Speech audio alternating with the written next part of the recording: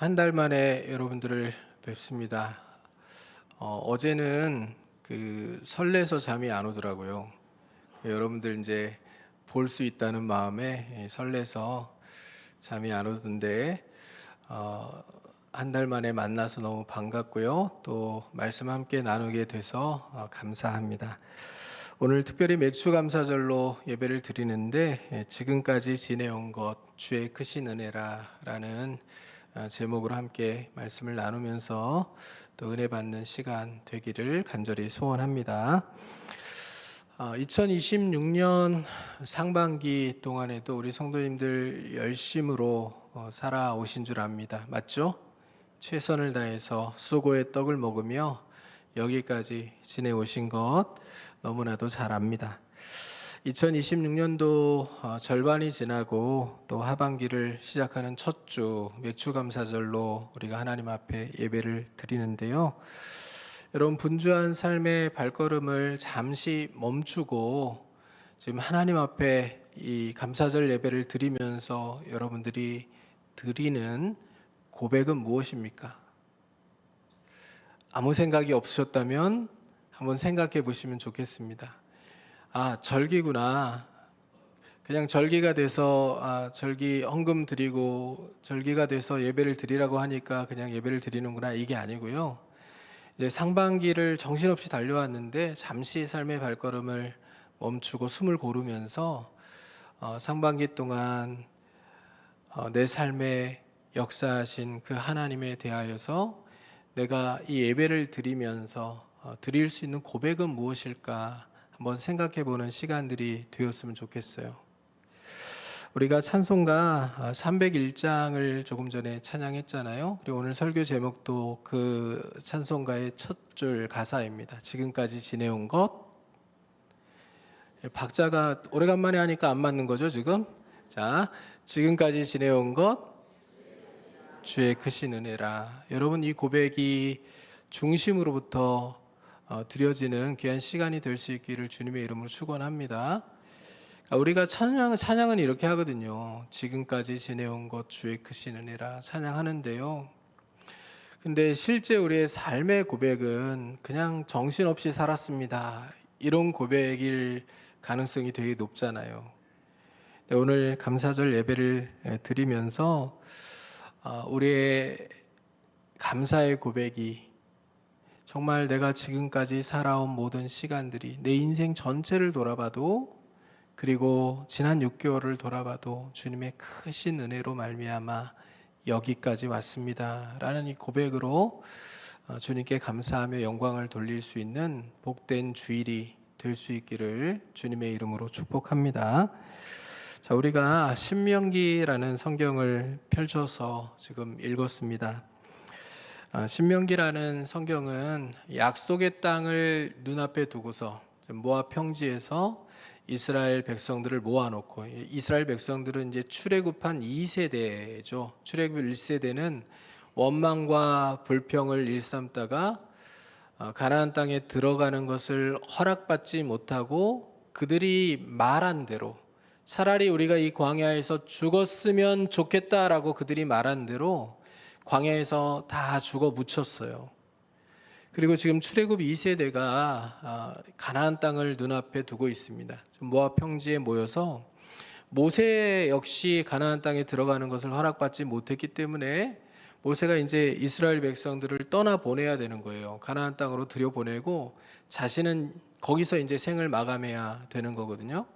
그래서 그 이스라엘 백성들에게 하나님과의 언약을 갱신하게 하면서 말씀을 전하는, 그리고 고별 설교를 하는 그런 내용이 신명기 전체에 담겨 있습니다. 신명기라는 성경이 굉장히 길지만 사실 신명기는 3편의 고별 설교로 이루어져 있는 책입니다. 오늘 우리가 읽은 8장의 말씀은 신명기에 나오는 3편의 설교 가운데 두 번째 설교에 해당하는 내용이고, 그 중에 전반부에 속하는 내용이에요. 이스라엘 백성들의 삶은요, 이제 곧 완전히 달라질 거예요. 40년의 광야 생활을 이제 끝을 내고 가나안 땅에 들어가면 그들의 삶이 이제 완전히 달라질 거거든요. 그동안은 어떻게 살았습니까? 그들이 농사를 짓고 또 목축을 하면서 그렇게 삶을 일궈온 것이 아니잖아요. 40년 광야 생활을 하면서 늘 하늘을 바라보며 살았어요. 하늘에서 양식이 내릴 것을 늘 바라보며 살았잖아요. 하늘에서 만나가 내리면 먹는 거니까.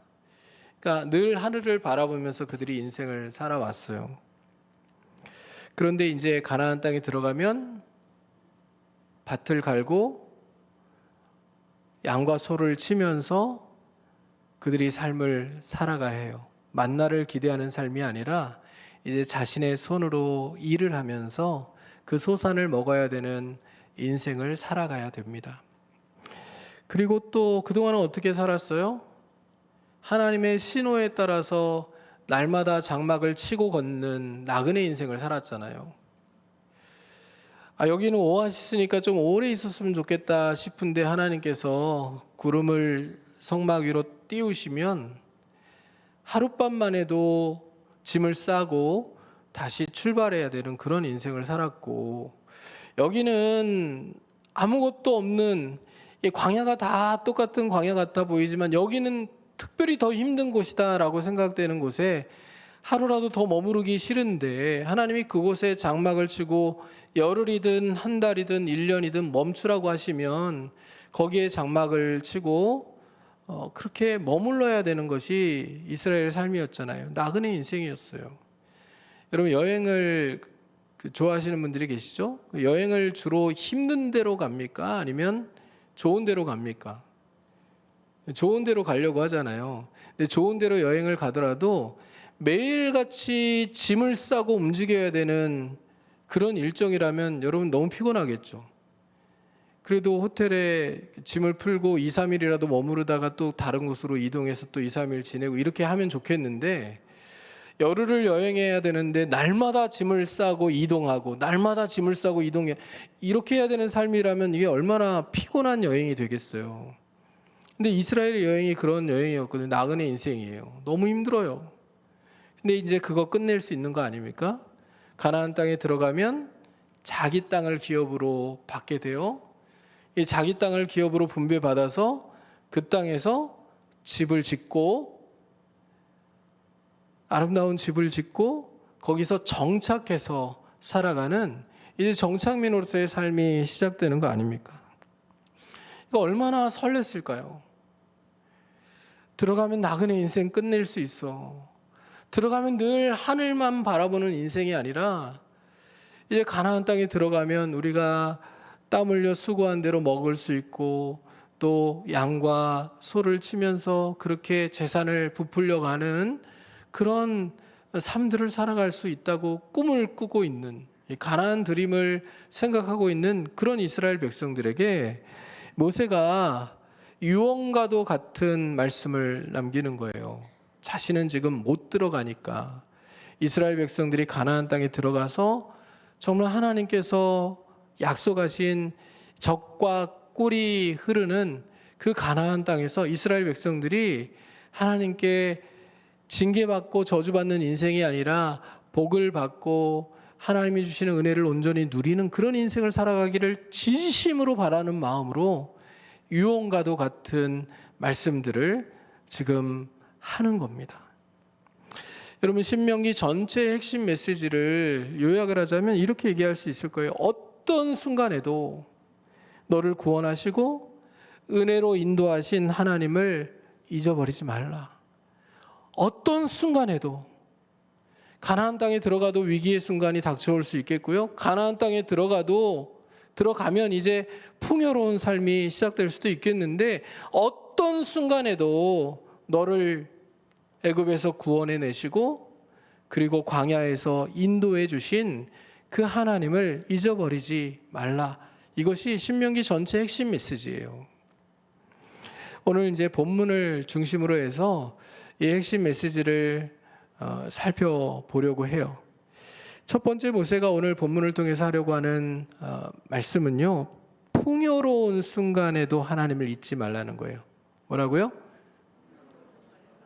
풍요로운 순간에도 하나님을 잊지 말라라는 겁니다. 먼저 11절 말씀을 같이 한번 읽어볼게요.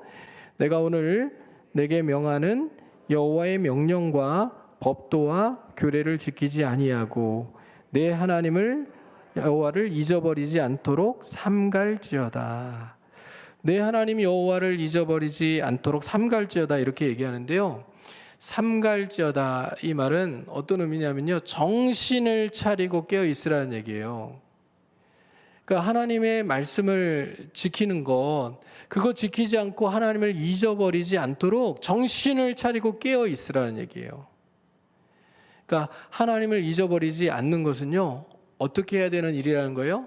정신을 차리고 깨어 있어야만 되는 일이라는 것을 얘기하는 겁니다. 왜 이렇게까지 신신당부를 할까요? 하나님을 잊어버리면, 여러분, 이스라엘의 삶은 하나님과 철저히 연결이 되어 있는데 하나님을 잊어버리면 이스라엘의 인생이 결코 가나안 땅에서 행복하지 못하기 때문에 그래요. 근데 잊어버릴 가능성이 있어요. 어느 때예요? 지금 모세가 오늘 본문의 상황에서 얘기하는 것은 그들이 풍요로워질 때예요. 자, 12절과 13절 말씀을 같이 한번 읽어보겠습니다.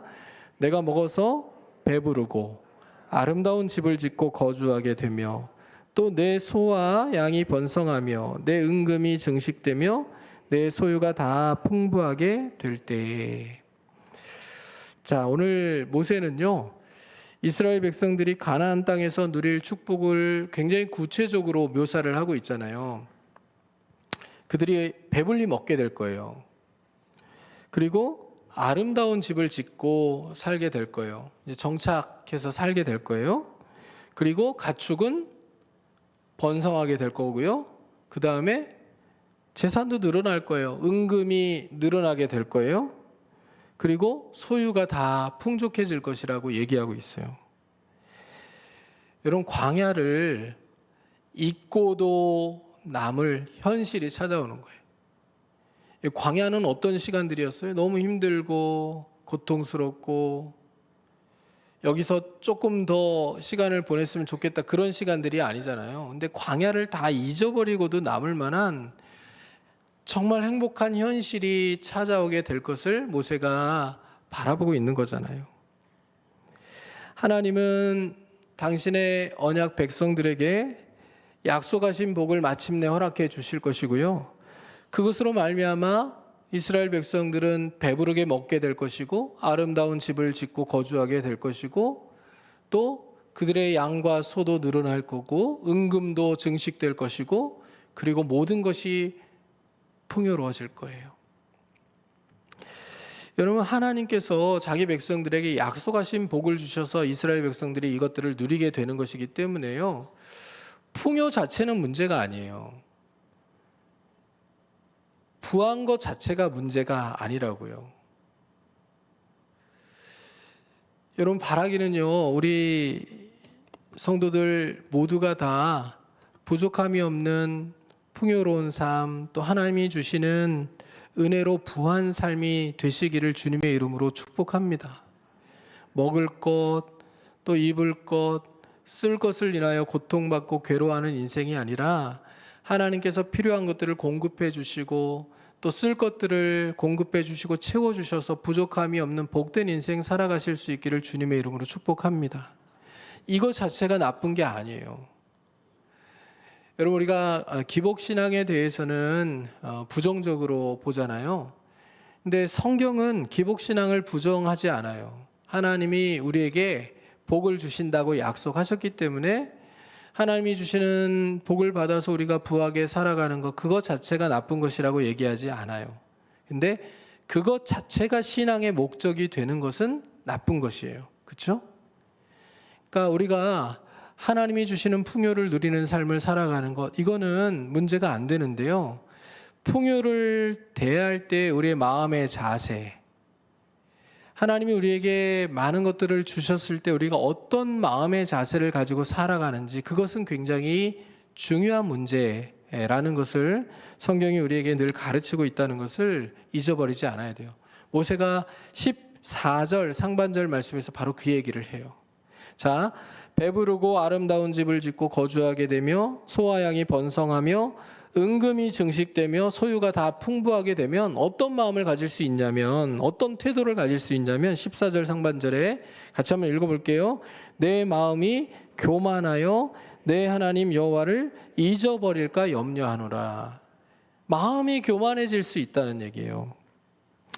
풍요로운 삶의 삶 자체가 문제가 아니라 그 순간 슬그머니 내 마음이 높아지고 교만해지는 게 문제라는 얘기예요. 풍요를 하나님의 은혜가 아닌 내 힘과 내 능력의 증거로 삼아버리는 바로 그 지점이 문제가 될 수 있다는 것을 모세가 얘기하는 거예요.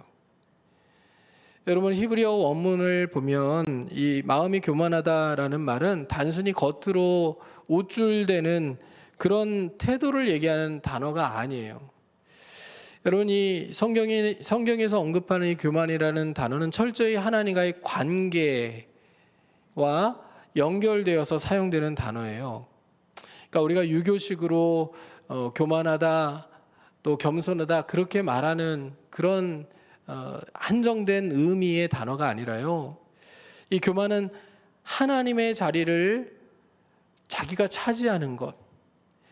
하나님이 우리의 인생의 주인이시고 하나님이 우리 인생의 왕이셔야 되는데 하나님이 계셔야 될 그 왕자에 내가 올라서는 것, 그것을 성경은 교만이라고 이야기를 하는 거예요. 여러분, 이스라엘 백성들이 가나안 땅에 들어가서 풍요로워지는 것, 이것은 은혜입니까? 자신들의 공로입니까? 자, 그러면 이걸 이렇게 바꿔서 얘기해 볼게요. 우리가 우리의 삶에서 열심히 수고하고 노력을 하죠. 그렇게 해서 우리가 수고의 떡을 먹음이 복돼서 우리가 부해진다고 하면, 풍요로워진다고 하면, 내 인생이 형통해지고 만사가 잘 풀려진다고 하면 그것은 은혜입니까? 아니면 내 공로입니까? 철저히 은혜라고 고백을 해야 됨에도 불구하고 입술로는 은혜라고 얘기하지만 내가 지혜로워서, 내가 그때 판단을 잘해서, 내가 그때 선택을 잘해서, 또 내가 내 힘이 있고 능력이 있고 재능이 있어서 그렇게 됐다고 얘기할 수 있는 것이 사람 아니에요? 그러니까 모세가 바로 그 지점을 지금 이야기하는 거예요. 너희가 가나안 땅에 들어가면 하나님이 주신 복을 누리며 살게 될 거야. 그런데 그때 마음이 교만해져서 하나님을 잊어버리면 안 되는 거야. 그거 얘기하는 겁니다. 여러분, 잊어버리다라는 단어를 한번 생각해 보세요. 이스라엘 백성들이 가나안 땅에 들어가면 하나님을 잊어버릴까요? 잊어버리는 게 그냥 단지 망각을 의미하는 걸까요?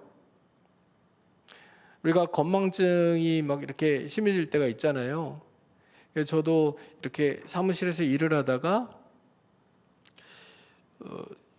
겨울철이 되면 이제 제 책상 옆에 난로를 하나, 이렇게 전기 난로를 하나 이렇게 켜놓고 이렇게 일을 하는데, 퇴근을 해서 집에 가면 가끔 무슨 생각이 드냐면 내가 난로를 끄고 왔나? 그냥 켜놓고 왔나? 이 생각이 들어가지고 불안해서 도로 올 때가 있어요. 그러면 이제 끄고 간 거예요. 켜고 가지 않고 끄고 갔음에도 불구하고 켰는지 꺼놨는지 켜놨는지 그게 잘 생각이 안 나가지고 잊어버리고 그냥 갔다 다시 돌아오는 경우가 가끔 있어요. 그러니까 이런 걸 얘기하는 걸까요? 잊어버리다라는 단어가요? 여러분, 생각해 보세요. 이스라엘 백성들이 가나안 땅에, 우리는 이스라엘 백성들이 우상을 숭배했다 그러면 진짜 우상만 숭배하고 하나님께는 예배를 안 드렸다고 생각하거든요. 근데 그렇지 않아요. 이스라엘 역사를 보면요, 이스라엘이 하나님을 섬기지 않았던 적은 단 한 번도 없어요. 하나님께 예배를 드리지 않았던 적도 없습니다. 하나님께 늘 예배를 드렸어요. 아침과 저녁의 상번제가 날마다 하나님 앞에 드려졌어요. 이스라엘 역사의 최악의 우상 숭배의 순간에도 하나님께 예배를 드리는 일들은 멈추지 않고 진행되었다고요. 이스라엘이 하나님을 잊었나요? 그냥 기억에서 잊었다면 예배도 드리지 않아야죠. 말씀도 읽지 않아야죠. 아무것도 안 해야죠. 하나님과의 관계된 그 어떤 것도 하지 말아야죠. 그런데 머리로는, 그리고 형식적으로는 그들이 하나님을 잊은 적이 없어요. 그래서 잊어버리다라는 단어가 그저 기억에서 잊어버리다, 망각하다 그런 의미의 단어가 아니라는 얘기예요. 이 단어의 의미는요, 우리식으로 얘기하면 주일에는 예배당에 나와가지고 예배를 드려요. 하나님 찬양해요. 말씀도 들어요. 주중에는 또 공동체 성경 읽기도 해요. 또 밥 먹을 때마다 기도해요. 그런데 삶의 현장에서는 하나님이 내 인생의 주인이 아니에요. 하나님이 내 인생의 왕이 아니에요. 삶의 현장에서는 마치 하나님이 안 계신 것처럼 신앙의 껍데기 습관은 유지되고 있지만 중심은 마치 하나님이 없는 사람인 것처럼 실천적인 무신론자로 삶을 살아가는 그런 모습을 의미할 때 지금 하나님을 잊어버리다라는 단어가 쓰이는 거예요.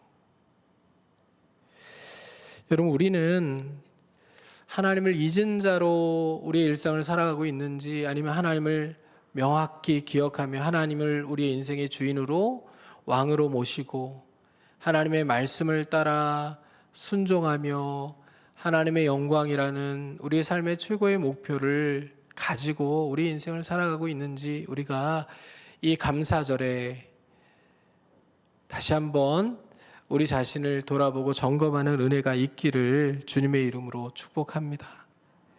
사람은요, 위기의 순간을 만날 때 신앙의 위기를 경험하는 게 아니에요. 오히려 위기의 순간을 만나면요, 하나님을 더 찾죠. 물론 위기의 순간을 만나서 하나님을 원망하는 사람도 있고 또 하나님이 없다고 부정하는 사람들도 있지만, 그러나 대부분의 경우에 중한 병을 앓게 되거나 아니면 경제적으로 심각한 어려움에 처하거나 인생에 풀기 어려운 난제를 만나면 하나님을 찾게 되어 있어요. 그런데 반대로 풍요로워지는 순간에는요, 내 힘과 내 능력과 내 지혜를 부상시키면서 하나님이 내게 베풀어 주신 은혜를 잊어버리는 경우가 생겨나게 되어 있다는 얘기죠. 근데 이게 지금 모세가 말하고 있는 진짜 신앙의 심각한 위기의 순간이라는 것을 우리가 잊어버리지 않을 수 있었으면 좋겠어요.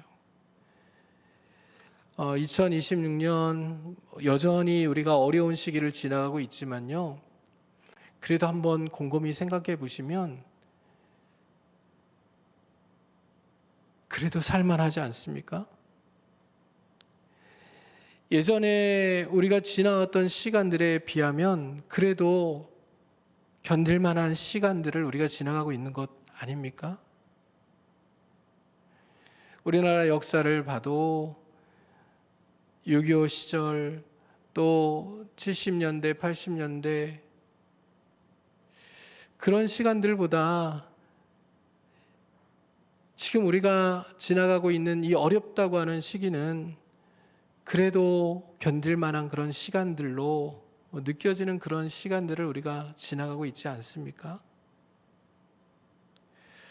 세계 여러 나라에 지금 전쟁을 겪고 있고 심각한 위기를 겪고 있는 그런 나라들을 우리가 이렇게 뉴스를 통해서 접하고 또 조금만 더 관심을 가지고 검색해 본다면 그들이 처한 현실보다는 우리가 조금 더 견딜 수 있는 그런 시간들을 우리가 지나가고 있는 것 아닙니까? 여러분, 이 시간들을 지나가면서 우리가 하나님에 대하여 원망하는 일도 없었으면 좋겠고, 또 견딜만 하다고 또 너무 교만해져서 우리 힘과 우리의 능력과 우리의 지혜를 부상시키며 이 시기를 또 하나님을 찾지 않고 지나가는 그런 어리석음에 떨어지지 않을 수 있기를 주님의 이름으로 축복합니다. 그래서 오늘 맥주 감사절이요, 그저 1년의 절반을 지나며 습관적으로 내 삶을 인도해 주신 하나님께 감사해야지, 그리고 헌금 봉투에 이제 일정의 헌금을 담아서 드리는 것으로 끝나는 그런 절기가 되지 않았으면 좋겠어요. 우리의 깊은 신앙의 고백을 우리가 잠시 멈추고 삶의 발걸음을 멈추고 우리의 깊은 신앙의 고백을 담아서 하나님께 영광을 돌리는 그런 시간들이 되었으면 좋겠어요. 주님, 어떤 상황에서든지 간에 내가 하나님을 원망하지도 또 교만해지지도 않고 절대 하나님을 삶의 현장에서 잊어버리지 않으며 모든 것이 하나님의 은혜임을 찬양하며 살겠다는 그 다짐과 그 고백을 우리의 감사에 담아서 하나님께 영광을 돌리는 복된 감사절 절기가 될 수 있기를 주님의 이름으로 축복합니다. 두 번째로 모세가 오늘 본문을 통해서 하려는 말씀은요, 광야에서 은혜를 베푸신 하나님을 잊어버리지 말라는 거예요. 풍요로워질 때 교만해져서 하나님을 잊어버릴 가능성이 높은데, 그런데 과거를 돌아다 보면서 광야에서 하나님이 너를 어떻게 보호하시고 인도해 주셨는지를 잊어버리지 말라는 거예요. 14절 하반절과 15절 말씀입니다. 같이 자막에 나오는 말씀을 함께 읽겠습니다.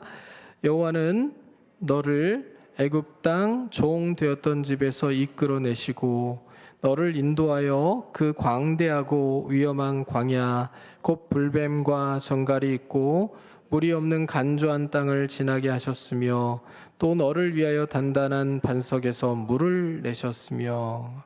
아멘. 이스라엘이 애굽에서 그 종 노릇하다가요, 종살이 하다가 출애굽을 하는데요, 이게 그렇게 쉬운 일이 아니거든요.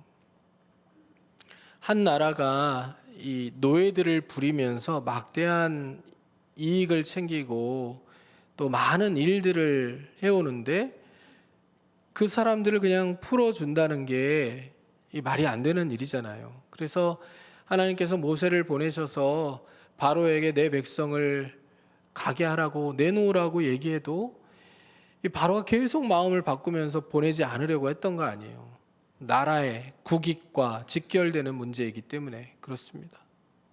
근데 하나님이 그 어려운 일을 10가지 재앙을 통하여서 행하셨잖아요. 이스라엘 백성들을 하나님의 주권적인 능력과 은혜로 구원해 내셨어요. 그리고 그들이 마주한 것은 광야 아닙니까? 근데 모세가 오늘 광야를요, 그렇게 낭만적인 곳으로 묘사하고 있지 않아요. 우리가 광야하면 많은 그 젊은 사람들이 떠올리는 것은 캠핑장이더라고요. 이제 캠핑장을 가면 낭만적이죠. 낭만적으로 그 꾸며놨잖아요. 그냥 맨 땅에다가 텐트 치고 아무데나 그렇게 캠핑하는 캠핑이 아니더라고요, 요즘에는. 그렇죠? 낭만적인 캠핑장이 아니에요. 이스라엘이 지나가는 광야는 그런 곳이 아니에요. 모세는 정확하게 묘사해요. 끝이 보이지 않고 또 막막한 그런 사막이에요. 곳곳에 맹독을 품은 불뱀과 정갈이 도사리고 있는 곳이에요. 생존에 가장 필수적인 물조차도 없는 간조한 땅이에요. 사람의 얄팍한 지혜나 노력으로는 단 하루도 생명을 장담할 수 없는 죽음의 공간이 바로 광야라는 곳이죠. 모세는 이 광야의 그 처절한 고통을 결코 가볍게 다루지 않아요. 위험한 것은 위험한 것이고 무서운 것은 무서운 것이에요. 두려운 것은 두려운 것이에요. 그것을 축소시키지 않는다고요. 모세는 광야의 그 위험하고 두렵고 무서운 그 현장을 묘사한 다음에요, 뭐라고 정리를 하냐면요, 그 위험한 광야에서도 하나님께서 친히 너희를 인도하셨다라고 얘기하는 거예요. 광야, 위험하고 물 한 모금 구하기가 어렵고 단 하루도 자신의 힘과 능력으로는 생존하기가 어려운 것이지만 하나님께서 친히 그 광야에서도 너희들을 인도하셨다. 이것을 얘기하는 거고요. 목이 타들어가는 메마른 광야 그 한가운데서 하나님께서 단단한 반석을 깨뜨려 생수를 내셨어요. 먹을 것이라고는 흙먼지밖에 없는 그런 땅이지만 16절에 말씀하고 있는 것처럼 조상들도 알지 못하고 상상도 하지 못했던 신비한 하늘의 양식인 만나를 비처럼 내리셔서 이스라엘 백성들을 먹이신 분이 하나님이시라는 얘기예요.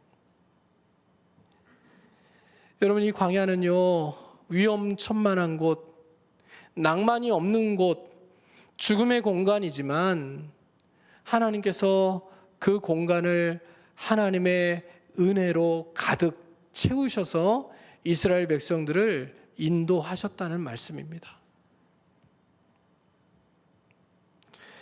하나님께서는요, 이 광야를 통하여서 이스라엘 백성들이 자기 힘의 한계를 고백하게 만드시고 하나님을 철저히 의지하는 하나님의 백성들로 살아갈 수 있도록 이 광야를 훈련의 장소로 삼아 이스라엘 백성들을 훈련시키신 거예요. 너희는 너희 힘과 머리로 사는 존재가 아니라 오직 하나님의 은혜로 사는 백성이어야 한다라는 것을 가르치신 겁니다. 이 광야를 통해서 이스라엘 백성들을 낮추시고 또 낮추시고 낮추셨어요. 절대 교만해질 수 없도록 낮추셨어요. 겸손하게 하나님의 은혜를 의지하고 하나님의 도우심을 의지하는 존재로 훈련시키셨어요. 그들을 괴롭히고 그들의 인격을 짓밟으시고 그러려고 하나님이 광야에 이스라엘 백성들을 두신 게 아니에요. 성경은 하나님께서 이스라엘 백성들을 광야에 두신 목적 자체를 분명하게 언급합니다. 16절 하반절 말씀에 이렇게 기록되어 있어요. 이는 다 너를 낮추시며 너를 시험하사, 그 다음 말씀이 중요해요. 마침내 내게 복을 주려 하심이었느니라. 아멘입니까? 혹시 우리 가운데 인생의 광야를 지나고 계신 분이 계십니까? 선언하실 수 있기를 바랍니다. 맥주감사절 지나면서 이렇게 선언하실 수 있었으면 좋겠어요. 마침내 하나님께서 내게 복을 주실 것이다. 아멘입니까? 자신의 인생이 지금 광야와 같은 시간들을 지나가는 것 같다 느껴지신다면 마침내 하나님께서 내게 복을 주실 것이다 라고 선언하실 수 있기를 바라요. 우리가 하나님을 붙들고 의지하면 교만해지지 아니하고 겸손하게 내 인생 내 힘과 능력으로 사는 게 아니라 하나님의 은혜로 사는 거야. 하나님을 붙들고 의지할 때 하나님께서 마침내 내게 복을 주실 거야 라고 이렇게 고백하며 살아가는 것이 우리에게 중요한 일임을 여러분 잊어버리지 않으시기를 주님의 이름으로 축복합니다. 지금까지 삶의 모든 광야를 지나오게 하신 하나님께서 지금 현재 그리고 앞으로의 우리 인생의 광야도 우리와 동행하셔서 친히 우리의 삶에 역사하셔서 우리의 삶의 모든 문제들을 이기게 하시고 마침내 우리에게 복을 주실 하나님을 이라는 것을 우리가 기억하면서 감사로 하나님이 행하실 일들을 기대하며 살아가는 우리 모두가 될 수 있기를 주님의 이름으로 축복합니다. 마지막 세 번째로 모세를 통하여 하나님이 우리에게 주시는 말씀은요, 모든 은혜를 우리에게 베푸신 하나님을 기억하라는 겁니다. 모세는요, 모든 것이 하나님의 은혜였음에도 불구하고 이 출애굽한 것도 광야를 지나온 것도 다 하나님의 은혜였음에도 불구하고 또 앞으로 들어가서 가나안 땅에서 누리게 될 그 풍요도 하나님의 은혜임에도 불구하고 자기도 모르게 교만해져서 마음속으로라도 그 교만으로 인한 말을 할 수 있는 이 사람을 너무나도 잘 알고 17절에 이렇게 말씀을 해요. 같이 한번 읽어봅니다. 그러나 내가 마음에 이르기를 내 능력과 내 손의 힘으로 내가 이 재물을 얻었다 말할 것이라. 입술로는 모든 것이 은혜입니다 이렇게 고백하는데 마음속 깊은 곳에서는 내 능력과 내 손의 힘으로 모든 것을 이룬 것이라고 말할 수 있는 게 사람이라는 존재라는 거죠. 여러분, 성경이 사람들의 노력과 흘린 땀과 수고를 부정하는 게 결코 아니에요. 하나님은 우리의 성실한 수고를 결코 무시하지 않으시고요. 그것을 보고 싶어 하시는 분이세요. 최선을 다하는 성실한 삶을 기뻐하시는 분이 하나님이셔요. 그러니까 모세가 지금 말하려는 것은요, 수고하는 그 자체가 문제다 이게 아니라요, 그 수고의 근원을 망각하는 영적인 무지예요. 자, 보세요. 내가 땀 흘려 수고하는데요, 수고하면 수고한 대로 다 거둡니까? 자, 시편 127편과 시편 128편 말씀을 우리가 잘 알잖아요. 여호와께서 집을 세우지 아니하시면 세우는 자의 수고가 헛되며 여호와께서 성을 지키지 아니하시면 파수꾼의 깨어 있음이 헛되도다. 너희가 아침에 일찍이 일어나 늦게 누우며 수고의 떡을 먹음이 헛되도다. 헛되도다. 헛되도다. 헛되도다. 하나님께서 세워주지 않으시면, 하나님께서 지켜주지 않으시면 헛되고 헛되고 헛되다 얘기하는 거잖아요. 그렇죠? 자, 아침에 일찍 일어나 늦게 누우며 수고의 떡을 먹음이 헛되도다. 여러분, 이게 고대로부터 현대까지 사람들의 모습 아니에요? 내 인생을 세우려고, 지키려고 수고의 떡을 먹는 게 사람들 아니에요? 근데 하나님이 세우고 지켜주지 않으시면 수고가 헛되대요. 다. 그 모든 수고가 헛되대요. 그러니까요, 우리가 수고하는 대로 거두는 게요, 이것 자체가 하나님이 주시는 복이에요. 내 손이 수고한 대로 먹는 것, 내 손이 수고한 대로 거두는 것, 이게 하나님이 주시는 복이라고요. 근데 이것을 망각하면 내가 내 힘과 내 능력으로 이 모든 것을 이루었다라고 착각하게 되는 거잖아요. 보세요, 그것을 얘기하는 거예요. 수고의 근원, 이것을 망각하는 영적 무지를 가지고 살면 안 된다는 거예요. 내가 밤낮 없이 땀 흘려 일할 수 있어요. 그런데 내가 그렇게 열심히 일할 수 있도록 여건을 주시고 건강을 주신 분은 누구세요? 하나님이시죠. 내가 남들보다 치열하게 고민하고 또 어떤 일들을 선택할 때 열심히 연구하고 고민해서 선택한 거 맞아요. 그리고 그 선택의 결과로 내게 좋은 열매들이 주어지는 것 맞아요. 그런데 그렇게 선택할 수 있도록, 또 그 선택의 과정에서 좋은 만남을 통하여서 그 선택의 과정이 빛을 보게 하도록 그렇게 도와주신 분은 누구세요? 하나님이시라는 거잖아요. 우리가 늘 좋고 행복하고 즐거운 시간만을 지나가는 거 아니잖아요. 때로는 인생에서 너무 낙심하고 좌절하고 힘에 겨워서 그냥 삶을 내려놓고 싶은 그런 순간을 맞이할 때도 있잖아요. 내가 열심히 수고하고 살아가는데 억울한 일들을 당할 때도 있고요. 남들이 나를 알아주지 않아서 속상하고 견딜 수 없는 마음 때문에 눈물을 흘리는 그런 순간들을 지나갈 때도 있잖아요. 다 포기하고 싶고 다 내려놓고 싶은 그런 절망의 밤을 우리가 맞이할 수 있잖아요. 그런 순간에 우리에게 말씀을 주시고 우리에게 힘을 주시고 용기를 주시고 다시 일어설 수 있는 회복 탄력성을 허락해 주시는 분은 누구세요? 하나님이시잖아요. 그런데 어떻게 우리가 우리 인생을 다 내 힘과 내 능력으로 말미암아 여기까지 이루어왔다고 얘기할 수 있느냐고요.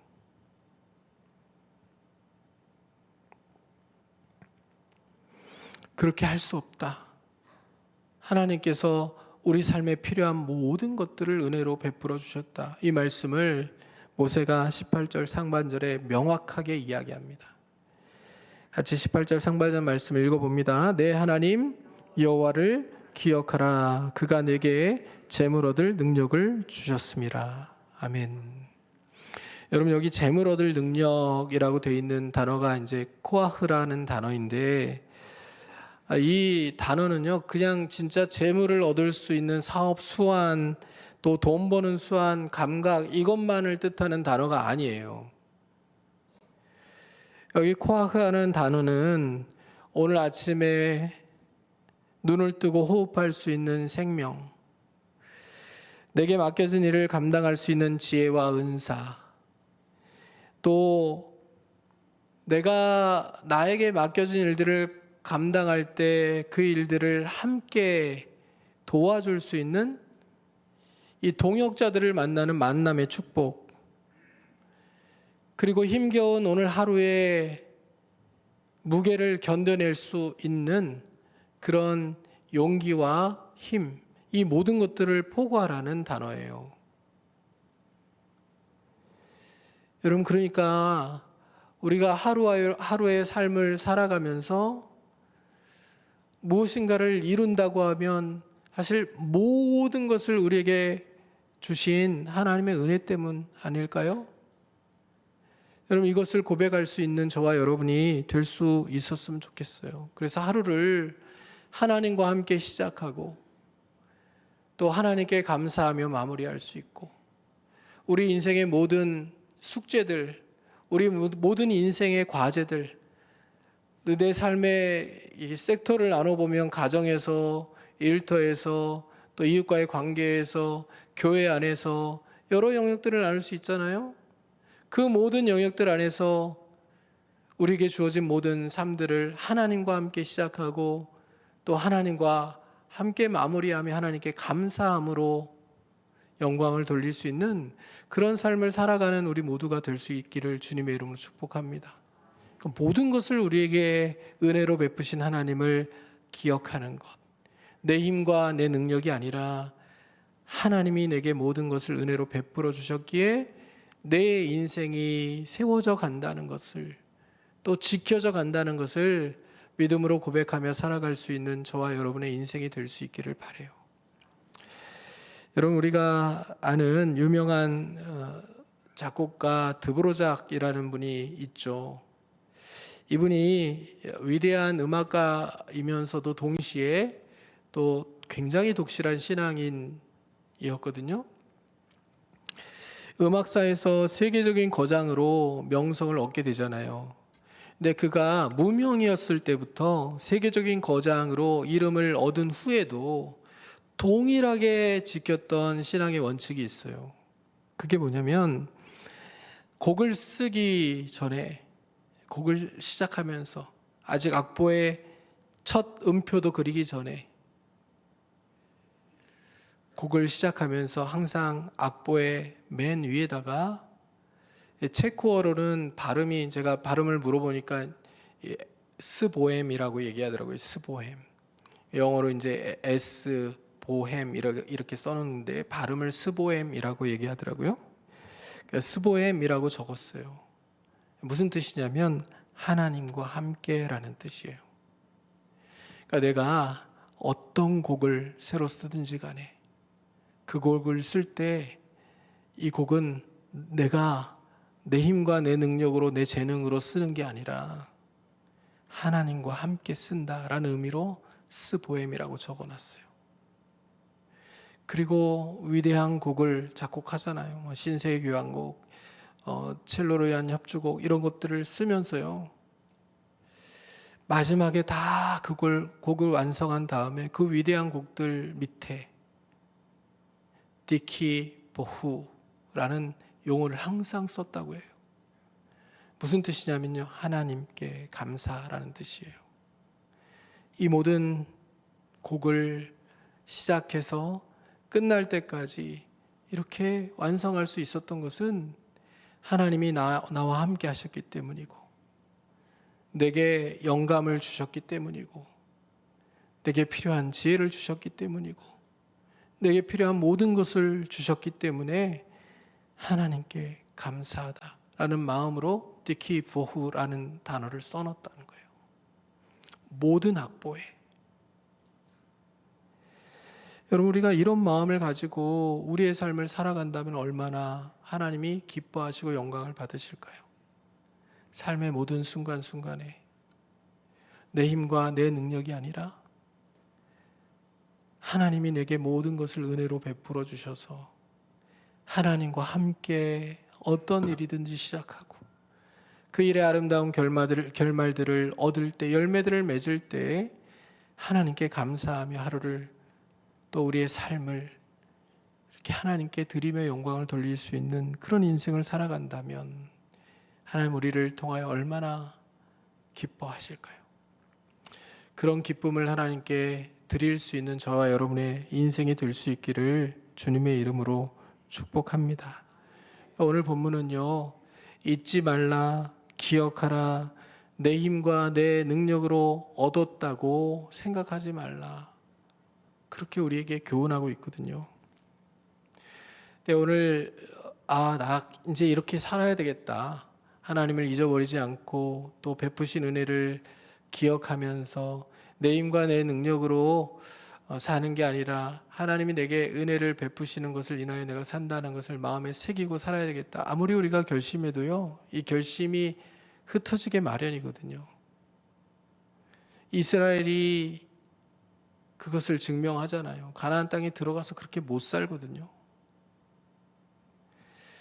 여러분, 그래서 여러분, 이 말씀은요, 역설적이게도 우리를 의무적인 하나님을 기억하는 삶, 하나님을 잊어버리지 않는 삶, 또 내 힘과 내 능력을 자랑하지 않는 삶, 이렇게 살라고 그냥 얘기하고 끝나는 게 아니라요, 우리를 십자가의 복음 앞으로 데리고 가는 거예요. 언제 우리가 비로소 이렇게 하나님을 잊지 않고 기억하고 내 힘과 내 능력이 아니라 모든 것이 하나님의 은혜라는 것을 진짜로 고백할 수 있는 인생을 살아가게 되냐면요, 십자가의 복음을 온전히 마음에 새겨 넣었을 때예요. 여러분, 기독교의 참된 감사는요, 조건에 따라서 일어나는 것이 아니거든요. 내 조건이 남보다 조금 낫다고 생각하는 상대적 우월감이나 내가 꽤 성실하게 살았다는 그 자부심에서 우리의 감사가 출발하지 않는 거거든요. 우리의 감사는 우리가 하나님을 끊임없이 배반하며 원수 되었을 그때에도 우리를 먼저 찾아오셔서 영원한 죽음으로부터 건져내신, 우리를 끝까지 포기하지 않으시는 예수 그리스도의 신실한 십자가 사랑에서 비로소 시작되는 거거든요. 그 주님의 놀라운 십자가 사랑을 우리가 가슴으로 깊이 받아들이면요, 우리가 그 십자가 사랑 앞에서 자랑할 게 없어요. 그렇죠? 그리고 그 십자가 사랑을 생각할 때 우리가 두려워할 게 없어요. 그러니까 십자가 복음을 온전히 붙들면요, 우리가 하나님을 잊어버릴 수 없어요. 하나님을 기억하며 살게 되고요, 우리 힘과 우리의 능력과 우리의 지혜를 자랑하며 살아갈 수가 없게 되는 거예요. 모든 것이 하나님의 은혜로부터 시작되어서 지금도 하나님의 은혜로 살아가고 있고 앞으로도 하나님의 은혜로 살게 될 것을 고백할 수밖에 없게 된다는 거예요. 여러분, 십자가에 피 묻은 복음을 온전히 받아들인 하나님의 사람으로요, 자기 힘과 능력, 지혜, 그리고 공로를 써야 되는 그 자리에 오직 하나님의 은혜, 십자가의 사랑을 써놓고 그 십자가의 사랑에 반응하여 힘든 일도 십자가의 사랑으로 우리의 삶을 신실하게 인도해 가실 하나님을 기대하고, 그리고 평안하고 좋은 시간들을 보내고 있다면 십자가의 은혜와 사랑으로 나를 여기까지 있게 하신 그 하나님께 더 풍성한 감사로 영광을 돌릴 수 있는 저와 여러분의 삶이 될 수 있기를 주님의 이름으로 축원합니다. 그리고 오늘 맥주 감사절이 정말 그 깊은 감사의 고백을 담아 지금까지 지내온 것 주의 크신 은혜라고 고백할 수 있는 저와 여러분이 정말 하나님께 중심으로 감사의 고백을 드리는 복된 맥주 감사절이 될 수 있기를 주님의 이름으로 축복합니다. 자, 우리 이제 그 찬양하면 좋겠는데요. 은혜라는 찬양보다 우리 어른들이 좀 많이 계시니까요. 우리 아까 불렀던 지금까지 지내온 것 301장 찬송을 같이 찬양하고 우리 마무리 기도를 하고 마쳤으면 좋겠습니다.